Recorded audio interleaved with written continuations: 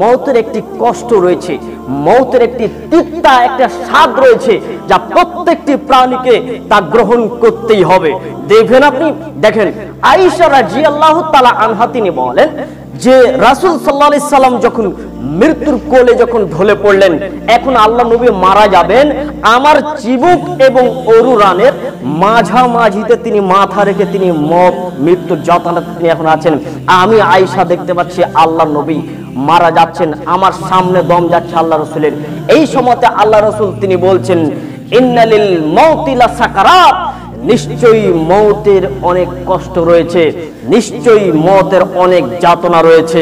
আয়েশা রাদিয়াল্লাহু তাআলা আনহা তিনি বলেন, আল্লাহর নবী এইভাবে দুইটি হাতকে তুলে তিনি আল্লাহর কাছে দোয়া করছেন, আল্লাহুম্মা গফিরলি, হে আল্লাহ আপনি আমাকে ক্ষমা করুন, ওয়ারহামনি, আপনি আমার প্রতি দয়া করুন, ওয়াল হিকনি বির রাফিকিল আলা, এবং আপনি আমার মহা সম্মানী বন্ধুর সঙ্গে আপনি আমার মোলাকাত করে দেন। সুম্মা কবিদা, এরপরে তিনার আত্মা বের হয়ে গেল, ওয়া মালাত ইয়াদাহু, এইভাবে হাতটা উঁচু করে তিনার ছিলেন, আস্তে আস্তে ধীরে করে হাতটা পড়ে গেল। আমি আপনাকে বলছিলাম মওতের শাস্তি রয়েছে, মওতের যন্ত্রণা রয়েছে, মওত থেকে কেউ রেহাই পাবে না, মওত থেকে কেউ বাঁচতে পারবে না, মওতের একটা যাতনা রয়েছে।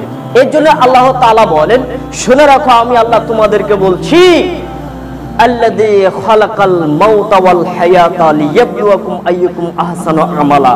আমি আল্লাহ তোমাদের মত দিলাম কেন, বা আমি আল্লাহ তোমাদের জীবিতই বা করলাম কেন, আমি আল্লাহ তোমাদেরকে পৃথিবীতে পাঠালাম বা কেন, আল্লাহ আমি তোমাদেরকে পাঠালাম কেন? একবার কি চিন্তা ফিকির করেছো? আমি আল্লাহ তোমাদেরকে যে বলছি, তোমরা কি একবারও চিন্তা ভাবনা করেছো তোমাদেরকে আমি জীবিতই করলাম কেন, বা আমি আবার তোমাদেরকে মারবই কেন? তোমরা কি জানো আমি আল্লাহ বলছি তোমাদেরকে, আমি তোমাদেরকে কেন পাঠালাম? আমি আল্লাহ তোমাদেরকে পরীক্ষা করছি, তোমরা কে উত্তম আমল বেশি করতে পারো, তোমরা বেশি বেশি করে মওতকে স্মরণ করে কে বেশি ভালো আমল করতে পারো, এটার জন্য আমি আল্লাহ তোমাদেরকে জীবিত এবং মৃত্যু দিয়েছি।